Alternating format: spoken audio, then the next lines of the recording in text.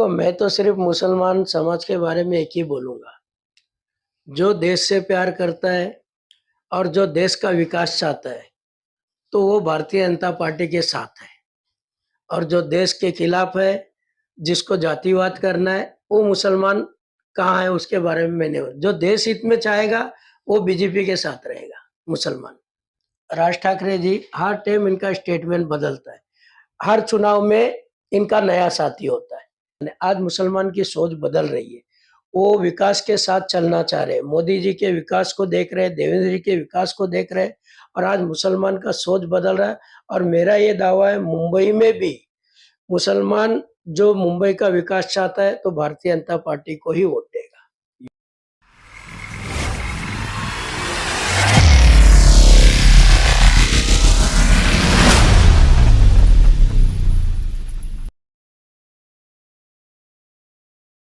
नमस्कार, मी अतुल जैन. अतुल आपली बातमीमध्ये आपल्या सर्वांचं हार्दिक स्वागत करतो.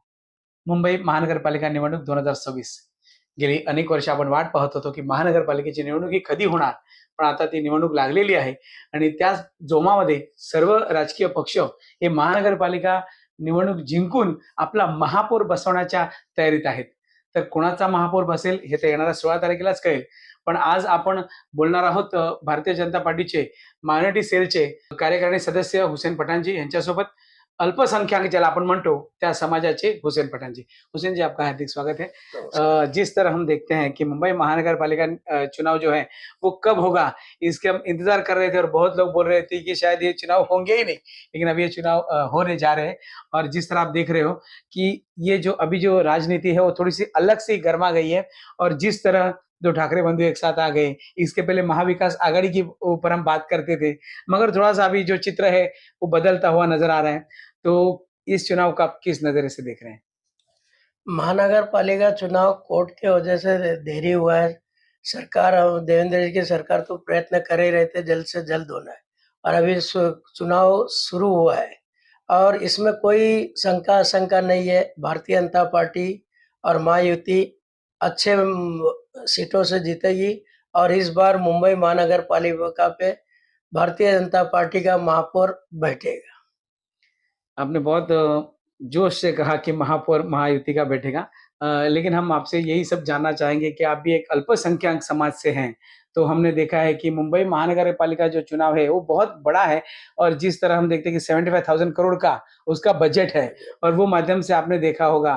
तो जिस तरह आपने अभी जो नगर पंचायत के चुनाव थे उसमें आपने देखा होगा बहुत अच्छा यश आपको मिला, लेकिन उसके बाद कहीं ना कहीं मुंबई की तिजोरी पे नजर है कि क्या? इस तरह हम देखने जाए तो वहां पे दो ठाकरे बंधु एक साथ आ चुके हैं, और वहां पे महाविकास आघाड़ी को तोड़ के युति के अलग होने के बाद महायुति अलग है, उसके बाद एक तीसरा संगठन हमें सामने देखने मिल रहा है.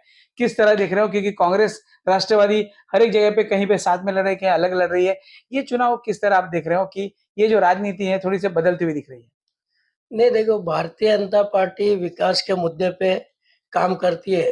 केंद्र में नरेंद्र मोदी की सरकार ने जो मुंबई के लिए जो काम किया, और महाराष्ट्र में देवेंद्र जी की सरकार ने जो काम किया, वो काम के बल पे हम मुंबई करों के पास जा रहे हैं।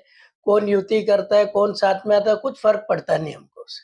हमारा काम है जो उसी के बल पे हम पब्लिक के बीच जा रहे हैं। और आज देवेंद्र जी ने मुंबई का कायाकल्प कर दिया है। मुंबई पहले कैसा थी, आज कैसा है। मेट्रो रेल हो, चाहे अटल सेतु हो, जितने भी केंद्र सरकार और महाराष्ट्र सरकार ने जो मिलकर मुंबई के लिए किया है, इन्होंने 25 सालों में कुछ नहीं कर पाया कहीं. लेकिन जिस तरह हम देख रहे हैं कि विरोधक जो बोल रहे हैं कि मुंबई में तो काम ही नहीं हुआ है, भ्रष्टाचार हुआ है, ये सब विषय को लेके वो लोग चुनाव लड़ रहे हैं. और दूसरी बात, एक तरफ जब चुनाव लड़ रहे हैं तो वो अपनी एक जाती में चुनाव बढ़ गया है. जिस तरह से हम देख रहे हैं कि महाराष्ट्रात मराठी माणसात जागा हो रात्र वैराची आहे, अशा पद्धतीने विरोधक मतं मागायला निघालेला आहे. तर याबद्दल तुमचं काय मत आहे? कारण का तुम्ही विकासाच्या माध्यमातून मतं मागायला जात आहेत, आणि विरोधक जे आहेत ते तुमच्यावर भ्रष्टाचाराचे आरोप लावतायत आणि कुठेतरी एक जातीचं मत मागण्यासाठी निघालेले आहेत. मुंबई में 25 साल से ज्यादा इनकी सरकार थी, ठाकरे बंधु की। तो इस सरकार में इन्होंने मराठी मानुस का क्या विकास किया है? आज बीडीडी चाल जो थी, मराठी मानुस को घर किसने दिया? देवेंद्र जी ने दिया। इन्होंने तो सिर्फ तिजोरी को लूटा है, भ्रष्टाचार इन्होंने किया है। भारतीय जनता पार्टी उस टाइम सहयोगी थी, मगर हमारी इतनी ताकत नहीं थी कि हम उसमें कुछ कर सकते थे, क्योंकि बहुमत इनका था और पावर इनका था। तब भारतीय जनता पार्टी फिर भी कोई भी विषय रहता था बीएमसी में, उस पे भारतीय जनता पार्टी विरोध करती थी कि ये मुंबई करके हित में नहीं, मगर इन्होंने इतने सालों सिर्फ बीएमसी का तिजोरी लूटा है। बिल्डर को फायदा पहुंचाया, बिजनेसमैन को फायदा पहुंचा। आम आदमी मराठी की बात करते हो तो मराठी स्कूल सब बंद क्यों हुआ? इन्हीं के राज में ना 25 साल से ज्यादा बीएमसी में इनके सरकार थी, तो मराठी स्कूल बंद क्यों हुआ? मराठी की बात करते तो मराठी स्कूल को अच्छी सुविधा देना चाहिए था, वर्ल्ड क्लास बनाना चाहिए था।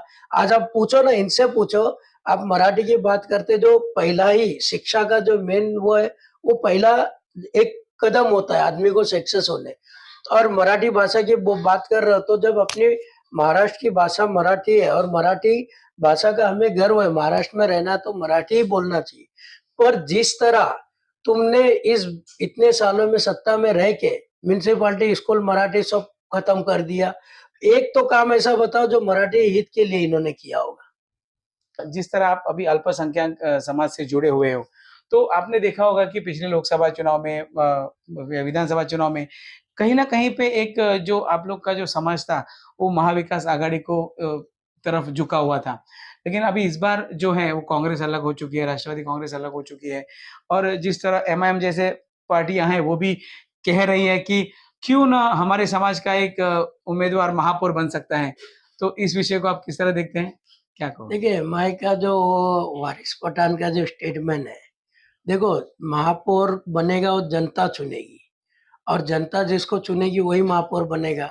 मगर ये एमआई जैसे लोग जातिवादी पैदा, मुंबई में आज मुझे बताओ, मुंबई में मराठी महापौर नहीं बनेगा तो कहाँ बनेगा? महाराष्ट्र में अगर मराठी नहीं बनेगा तो कहाँ बनेगा? वैसे ही। और ये जबरदस्ती इन लोग जातिवाद करते हैं, क्योंकि देखो, मुस्लिम समाज को गुमराह करके, मुसलमान को मोदी जी का, भारतीय जनता पार्टी का डर दिखा के ये इन लोग गंदी राजनीति करते हैं। क्योंकि देखो, मुस्लिम समाज इतने सालों से कांग्रेस को वोट देता रहा, कांग्रेस ने क्या उनका भला किया? आज मोदी सरकार में मुस्लिम समाज को हर चीज का बेनिफिट मिला। क्या है? चाहे वो सड़क योजना हो, 2 किलो अनाज हो, राशन का ये हो, आयुष्मान योजना हो, जितने भी मतलब सुविधाएं सरकारी हैं। सुविधाएं हैं, हम्म। वो सब सुविधा का फायदा क्या मुस्लिम समाज को नहीं मिला है? आवास योजना हो, जो भी है, केंद्र सरकार की जितनी भी स्कीम है, वो सब का फायदा मुस्लिम समाज को मिला है। महाराष्ट्र सरकार की जितनी स्कीम है उसका फायदा, जैसा लाड़की बहन ये हो, तो मुस्लिम समाज को खुद अभी अपने आप को सोचना है और जागरूक होना है कि हमारे लिए बेहतर क्या है। क्योंकि इनको तो दिया ना, 25 साल दिया कांग्रेस को, देश आजाद हुआ जब से 50 साल होने आया समझो, तब से मुसलमान ने कांग्रेस को वोट दिया। कांग्रेस ने मुसलमान की क्या दशा किया है? नहीं, सही बात।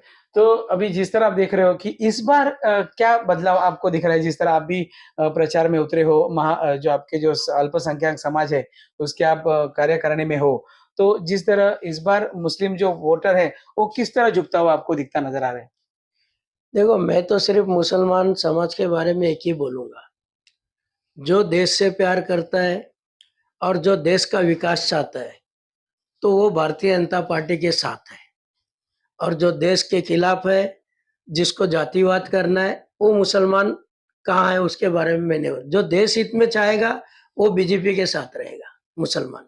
जो देश हित के बारे में सोचेगा वो मतदार अपना है, यानी हाँ, अपने देश के बारे में सोचता हाँ, है, अपने विकास के बारे में सोचता क्योंकि है। आज मोदी जी के नेतृत्व में देश जिस तरह तरक्की कर रहा है, देवेंद्र जी के नेतृत्व में महाराष्ट्र तरक्की कर रहा है, तो उसी तरह मुंबई में भी भारतीय जनता पार्टी के नेतृत्व में मुंबई तरक्की करेगा। अब ये तय मुसलमान को करना है कि हमारे लिए कौन सही है, कौन गलत है। लेकिन जो भड़काया जाता है उसकी वजह से थोड़ा-सा प्रॉब्लम ज़्यादा हो जाता है, जातिवाद की वजह से, है ना? नहीं, अभी ये देखो, राजनीति में जब चुनाव आता है तो बरसाती मेंढक बाहर आते हैं और इसी तरह की चीजें बोलते हैं। सही बात है। मगर आज मेरे को बताओ ना, इससे पहला भी 14 साल से आज बीजेपी की सरकार है केंद्र में, देवेंद्र की सरकार भी महाराष्ट्र में है। क्या बोला जाता था कि मोदी जी आएंगे तो मुसलमान को देश से भगाएंगे, ये होगा। आज 14 साल में मेरे को बताओ ना क्या हुआ? हाँ, आज मुसलमान देश में रह रहे हैं ना, कमा रहा है, खा रहा है, कोई चीज की प्रॉब्लम है, देखो तुम गलती करोगे तो सजा तुमको मिलेगी, मगर एक भी मुसलमान पे अन्याय हुआ है, यानी मतलब जबरदस्ती, जैसा कांग्रेस के जमाने में पकड़ के पोटा में डाल देते थे, जेलों में बंद करते थे, आज बीजेपी के इसमें बताओ ना, तुम गलती करोगे तो सजा मिलेगी, चाहे वो हिंदू हो या मुसलमान।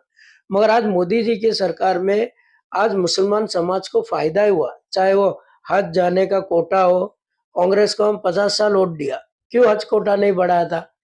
आज मोदी जी ने हज कोटा बढ़ाया, फिर बाकी की जितनी भी सुविधाएं मुस्लिम समाज को भारतीय जनता पार्टी के माध्यम से मिली है। आज मदरसे हाईटेक हो गए, लैपटॉप कंप्यूटर इधर आया। कांग्रेस के जमाने में मदरसों की क्या हाल थी? ट्रिपल तलाक आने से कितनी माँ बेटियों को, बहनों को फायदा हो, वो उनसे पूछो, माँ बेटियों से। ये जो सिर्फ मुसलमान विरोधी विरोधी बोलने से नहीं होता है ना। सही बात है। जिस तरह आप देख रहे हो कि अभी इस चुनाव में हम देख रहे हैं कि ये ठाकरे बंधु दोनों साथ में आए हैं। इसका आप भारतीय कार्यकारिणी में हो, इसलिए मैं ये सवाल आपसे ज़रूर पूछूँगा कि आप इस इलेक्शन को किस तरह देख रहे हैं कि वोटिंग का जो परसेंटेज है, वो किस तरह कहाँ पे डाइवर्ट होगा? क्योंकि 2 ठाकरे बंधु एक साथ आए हैं। ये देखो, दोनों आने से कुछ फर्क नहीं पड़ेगा, क्योंकि इनका कोई विचार, कोई यही नहीं है ना। ये हर टाइम, राज ठाकरे जी हर टाइम इनका स्टेटमेंट बदलता है, हर चुनाव में इनका नया साथी होता है। पिछले लोकसभा में कांग्रेस इनको समर्थन दिया, फिर बाद में हमको दिया, तो इनका खुद का तय नहीं है कि कौन सही है कौन गलत है। तो पब्लिक भी उतनी समझ रही है ना। भारतीय जनता पार्टी देखो विकास का एजेंडा लेके आगे चल रहा है, और मुंबई को अगर विकास चाहिए तो भारतीय जनता पार्टी को मुंबई कर साथ देंगे और देना चाहिए। जिस तरह आप अल्पसंख्यक जब सभाएँ लेते हैं, सब विषय होता है, तो उस समय आपके समाज के लोग जब सामने होते हैं, तो जब आप विचार रखते हो, तो उस समय किस तरह की भावनाएँ होती है सामने वालों के, जो अपने समाज के मन में और आप लोगों के मन में? क्या ऐसा दिखता है आपको कि क्या चित्र होगा आने वाली महानगर पालिका देखो, का? समाज को गुमराह किया, मगर अभी समाज जागरूक हुआ है। आज मोदी जी पे समाज विश्वास कर रहा है, देवेंद्र जी पे विश्वास। अभी नगर पंचायत का जो चुनाव हुआ, हुँ, उसमें कितना मुस्लिम कैंडिडेट भारतीय जनता पार्टी के सिंबल पे जीते? जीते, ओके। जीते है ना। तो देखो क्या होता है, इतना मुसलमान समाज को भारतीय जनता पार्टी के बारे में गलतफहमी पैदा की है, नफरत पैदा की है। अभी ये जो गंदगी कांग्रेस ने किया है या अन्य पार्टी ने किया है, तो इसको समय लगता है निकलने। आज मुसलमान की सोच बदल रही है, वो विकास के साथ चलना चाह रहे हैं, मोदी जी के विकास को देख रहे हैं, देवेंद्र जी के विकास को देख रहे हैं, और आज मुसलमान का सोच बदल रहा है। और मेरा ये दावा है, मुंबई में भी मुसलमान जो मुंबई का विकास चाहता है, तो भारतीय जनता पार्टी को ही वोट देगा। युति, हाँ। युति, महायुति को ही वोट देगा। तो वो हिसाब से आप देख रहे हैं कि आपको भी जवाबदारी दी गई है क्योंकि आप कार्यकारिणी में हो। आपको भी महानगर पालिका चुनाव के प्रभारी के रूप में एक जवाबदारी दी। कहाँ की आप जवाबदारी निभा रहे हो? ठाणे का दिए है, मुमरा ठाणे का। हाँ, हाँ, हाँ। उधर के 3 मुस्लिम उम्मीदवार भारतीय जनता पार्टी के सिंबल पर लड़ रहे हैं। अच्छा, ओके, हाँ, ओके। तो उधर की जिम्मेदारी दी है पार्टी ने। हुँ, हुँ। तो अभी माहौल है वहाँ भी अच्छा ओके, चल रहा है। ओके। तो अभी आने वाले समय में अभी जो 15 तारीख को मतदान है, तो आप मतदारों को क्या कहना चाहोगे? मैं मुंबईकर को, मतदार को सिर्फ यही कहना चाहूँगा कि मुंबई का अगर विकास चाहते हो और भ्रष्टाचार मुक्त महानगर पालिका चाहते हो, तो बीजेपी को वोट दो, क्योंकि बीजेपी के अलावा कोई विकल्प नहीं है। इनके पास ना विजन है, ना कोई सोच है। सिर्फ मोदी जी के नाम पे विरोध करना, जातिवादी पैदा करना, यही चीज है। मुंबई का अगर विकास चाहते हो, तो भारतीय जनता पार्टी महायुति को ही अपना वोट दो। मुंबईकरों से मेरी यही अपील है। बस एक आखरी सवाल लूँगा आपसे कि जिस तरह महापौर हा युतीचाच होणार अशा पद्धतीने आज आपले नेते म्हणतायत. पण विरोधक ज्या पद्धतीने म्हणतायत, की मुंबईकर हा मराठी माणूसच होणार, पण आमचाच होणार असं कधी बोलत नाही. या विषयावर तुमचं काय मत आहे? मुंबई का महापौर मराठी ही होगा, तो उसमें कोई दो राय नहीं है। अभी तक जितना महापौर हुए सब महाराष्ट्र नहीं थे ना। अभी ये सिर्फ गुमराह करते। देखो, भारतीय जनता हमारी पार्टी की जो विचारधारा वो हिंदुत्व है, तो मराठी बोला तो हिंदू नहीं है क्या? सही बात हाँ, है. जब देवेंद्र जी ने बोला मराठी होगा हिंदू ही होगा, तो मराठी हिंदू नहीं है क्या? ये सिर्फ लोगों को अंदर भ्रम पैदा कर रहे, गलतफहमी। भारतीय जनता पार्टी का और महायुति का ही महापौर होगा। हुसैन जी, एक विषय आपसे जरूर लूंगा कि जिस तरह हमने आप देखा है कि मुंबई में 66 जो उम्मीदवार थे वो बिन विरोध चुने गए। इस तरह से कहा 15 तारीख को चुनाव है, लेकिन उसके पहले ही ये पहली बार हम सुन रहे हैं कि 66 उम्मीदवार जो है बिन विरोध चुन के आज उनकी जीत हुई है। तो इसके लिए जो विरोधक है वो आज हाईकोर्ट में गए हैं और उसके खिलाफ कार्रवाई करना चाहते हैं। ये किस तरह होता है और ये क्यों हुआ है? देखिए, विरोधक के पास कैंडिडेट नहीं है, कैंडिडेट नहीं, और जो कैंडिडेट फॉर्म भरे तो उनको ऐसा लगा कि हम टिक नहीं सकते। अभी विरोधक को विरोध करने के अलावा कोई नहीं है। पहला ईवीएम खराब है, फिर वोट चोरी है, अब वो मुद्दे इनके खत्म हो गए, अब बिन विरोध पे है। अभी भारतीय जनता पार्टी अपने बल पे, विकास के बल पे पब्लिक के सामने, और पब्लिक जान उन्हीं के उम्मीदवार, क्या भारतीय जनता पार्टी वापस कर रहे है क्या? उन्हीं के उम्मीदवार पर्चा वापस ले रहे ना। नहीं, भारतीय फिर उसके बारे में धमकाया जा रहा है, बोलते हैं नहीं, पुलिस तो से धमकाया जा रहा है। एक भी ऐसा कोई कंप्लेंट बताओ ना हाँ, हाँ। कि किसी ने, उम्मीदवार ने ये कंप्लेंट दिया हो कि भारतीय जनता पार्टी ने उनको डरा धमका के अलग लिया है। क्योंकि देखो क्या होता है, बिन विरोध क्यों रहा? आज चुनाव लड़ने के टाइम खर्चा होता है, ये होता है। आज सामने वाला समझता जब मैं जीतूंगा ही नहीं, उसको जब अंदर से ये फील होता है कि मैं जीतूंगा ही नहीं, तो क्यों वो अब उसमें होगा, तो वापस लेते हैं। हमने तो किसी को बोला नहीं वापस लो, ये नहीं लो। देखो, जहां बीजेपी का कैंडिडेट लड़ रहा है, उधर अभी भी इतना पूरे महानगर पालिका में चुनाव हो रहा है ना, कुछ 70 सीटों पे क्यों? अगर 66 बीजेपी अगर डरा धमका के अगर ऐसा कर दी तो चुनाव होता ही नहीं ना। सभी शहरों में ये हो धमकाया गया, सब बात गलत है। सब बकवास है।